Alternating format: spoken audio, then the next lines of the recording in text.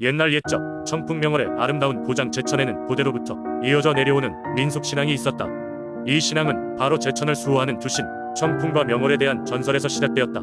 제천은 주변을 둘러싼 산과 말 등 강이 조화를 이루는 곳으로 그 장관은 마치 하늘과 땅이 맞닿은 듯한 경치를 자랑하였다. 이 지역 사람들은 자연을 사랑하고 경외하며 환경의 변덕스러운 변화를 신성의 작용으로 믿었다. 그리하여 이 땅의 평화를 지켜주는 신 청풍과 명월을 숭배하게 되었다. 전설에 따르면 청풍은 푸른 바람을 타고 오는 젊고 용맹한 남신으로 산과 들을 돌아다니며 악령과 재난이 이 땅을 범하지 못하도록 지키는 역할을 하였다. 청풍의 숨결은 대기를 순화시켰고 사람들은 그의 강인하고 날렵한 모습을 생각하며 용기를 불어넣었다. 한편 명월은 밤하늘을 환하게 비추는 달빛의 화신으로 그녀는 온화하고 자애로운 여신이었다. 그녀는 마을을 은은한 달빛으로 감싸 안으며 사람들의 마음을 평화롭게 달래주었다. 명월은 사람들의 꿈에 나타나 축복을 내려주고 희망의 메시지를 전했다. 그녀의 밝은 눈빛은 불안하고 의심 많은 사람들에게 새로운 길과 희망을 열어주었다고 한다.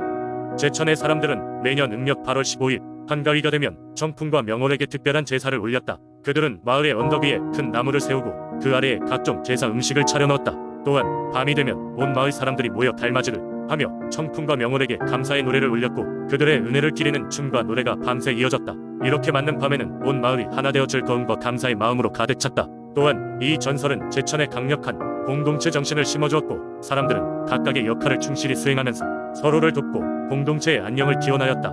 청풍의 용기와 명월의 자애를 본받고자 했던 제천 사람들은 어려운 시기에 서로에게 큰 힘이 되었고 이는 곧 제천이 오랫동안 평화롭고 풍요로운 땅으로 유지되는 데 큰 역할을 하였다.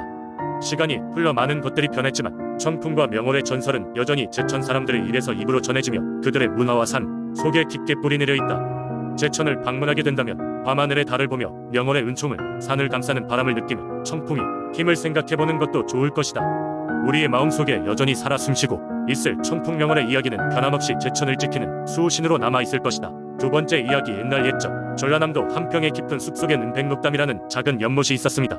이 연못은 신비로운 힘을 가지고 있어 마을 사람들은 이곳을 수호신의 거처로 여겼습니다. 그들에겐 백록담은 단순한 자연 경관이나 물줄기가 아니었습니다. 이는 지역 주민들에게 신성한 공간으로 여겨졌고 마을의 번영과 안녕을 지켜주는 영험한 존재로 귀중히 여겨졌죠. 마을 사람들은 매년 백록담에서 제사를 올리고 수호신에게 감사와 맞교환을 빌곤 했습니다. 하지만 백록담을 실제로 본 사람은 거의 없었습니다. 연못 주변은 무성한 나무들로 둘러싸여 있어 지나가는 이들이 쉽게 접근할 수 없는 곳이었습니다. 이처럼 접근하기 어려운 위치 덕분에 그곳은 신비로움을 더했습니다. 사람들은 이 신비를 풀기 위해 매년 봄맞이 축제의 일환으로 백록담으로 모험을 떠났습니다. 마을 사람들이 함께 모여 연못 주변에서 노래를 부르고 춤을 추며 제사를 지냈습니다. 백록담에는 오래된 전설이 내려오고 있었습니다. 바로 연못을 지키는 신령 아녀우에 대한 이야기였죠. 이 여우는 100년을 넘게 살아온 백색의 털을 가진 영적인 존재로 사람의 말을 할 줄 알고 미래를 예견할 수 있는 힘을 가졌다고 전해졌습니다. 전해오는 바에 따르면 여우는 자신의 모습을 보이며 마을 사람들에게 중요한 경고나 예언을 하곤 했답니다. 이런 전설 덕분에 마을 사람들은 매년 축제를 통해 여우에게 자신의 문제를 물어보거나 마을의 미래를 물었습니다. 그러던 어느 해 서서히 변하는 기후와 인간의 개발로 인해 백록담의 물이 줄어들기 시작했습니다. 마을 사람들은 자연의 기상이 변하는 것이라고 간주하며 별다른 조치를 하지 않았습니다. 하지만 어느 날 마을의 나이 지긋한 어르신이 꿈에서 하얀 여우를 만나고 다음과 같은 이야기를 들었습니다.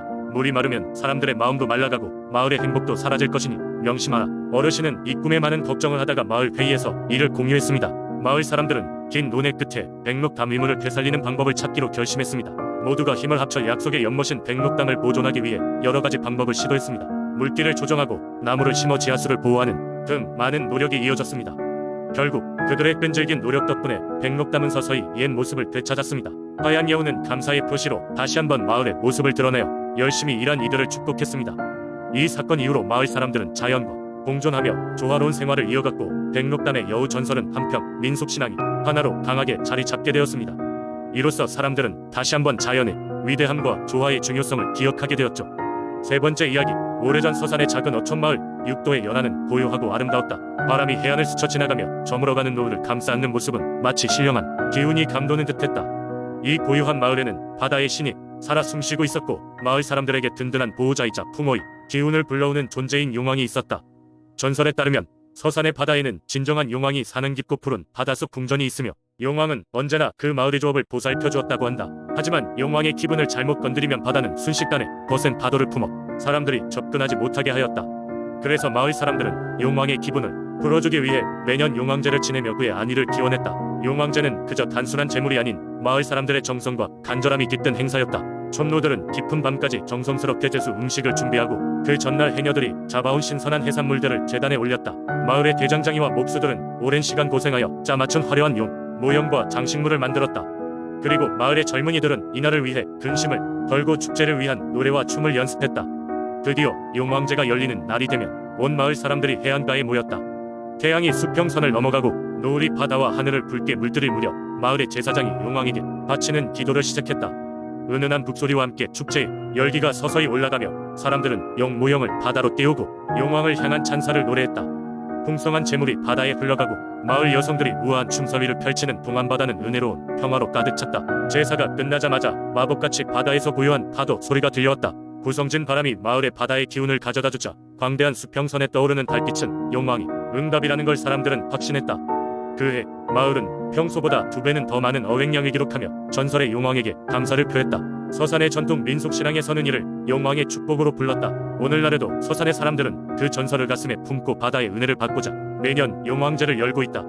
무형문화재로 지정된 이 고유한 문화는 해를 거듭하며 더욱더 많은 이들이 사랑을 받으며 전해 내려오고 있다. 그렇게 서산의 용왕제는 바다와 사람을 잇는 끈이자 그들의 신앙이 실현되는 순간인 셈이다. 네 번째 이야기. 옛날 옛적 풍요롭고 아름다운 천안이라는 마을에 한 젊은 농부가 살고 있었습니다. 그의 이름은 기석이었고 그는 근면하고 성실하게 농사일을 하며 생계를 이어가고 있었습니다. 그러나 기석의 마음 한 구석에는 항상 부유해지고 싶은 욕망이 자리 잡고 있었습니다. 그가 사는 마을은 풍경이 수려하고 농작물이 잘 자라기는 했지만 특별히 부유한 마을은 아니었습니다. 어느 날 기석은 해질녘 그의 밭을 돌아보던 중 이상한 소리를 들었습니다. 이 소리는 은은하면서도 멜로디가 있었고 어딘지 모르게 사람을 끌어당기는 힘이 있었습니다. 그는 호기심에 소리가 나는 방향으로 발걸음을 옮겼습니다. 소리를 따라가던 기석은 깊숙한 숲속으로 들어가게 되었고 그곳에서 드디어 소리의 근원지를 발견하게 됩니다. 바로 작고 빛나는 구슬이었습니다. 그 구슬은 마치 스스로 빛을 발하듯 밝고 신비로운 광채를 띠고 있었습니다. 기석은 자신도 모르게 구슬을 집어들었고 그 순간 그의 주변에 작은 도깨비가 나타났습니다. 도깨비는 기석을 놀라게 하지 않으려는 듯 웃으며 말했습니다. 이 구슬은 아주 특별한 것이네. 이 구슬을 가지고 있으면 원하는 것을 이룰 수 있지. 하지만 그만큼 소중히 다뤄야 하네. 기석은 도깨비의 말에 흥미를 느꼈고 그 구슬을 자신의 집으로 가져가기로 했습니다. 집에 돌아온 기석은 구슬의 능력을 시험해 보기로 했습니다. 그는 마음속으로 부자가 되고 싶다고 강하게 염원했습니다. 그러자 그의 농장은 하루가 다르게 풍작을 이루었고 그는 마을에서 가장 부유한 사람이 되었습니다. 사람들은 기석의 변화에 놀랐지만 그 이유를 아는 이는 아무도 없었습니다. 기석은 점차 마을 사람들로부터 존경과 부러움을 한몸에 받았습니다. 그러나 시간이 지날수록 기석은 점점 탐욕스러워졌습니다. 그는 더 많은 부와 권력을 원했습니다. 그러다 어느 날 기석은 구슬에게 자신이 천하를 지배할 힘을 달라고 요청했습니다. 그 순간 도깨비가 다시 나타났습니다. 도깨비는 심각한 표정으로 기석에게 말했습니다. 구슬은 사람의 진정한 욕망을 드러나게 하지. 하지만 욕망에는 항상 대가가 따르는 법이네. 그걸 감당할 준비가 되었는가? 도깨비의 말에 순간 고민했지만 이미 욕망에 사로잡힌 기석은 그 말을 귀담아 듣지 않았습니다. 그는 단지 더 큰 힘과 부를 원했습니다. 그의 욕심은 계속해서 퍼져만 갔고 마침내 작은 사건으로 인해 마을의 혼란과 불행이 시작되었습니다.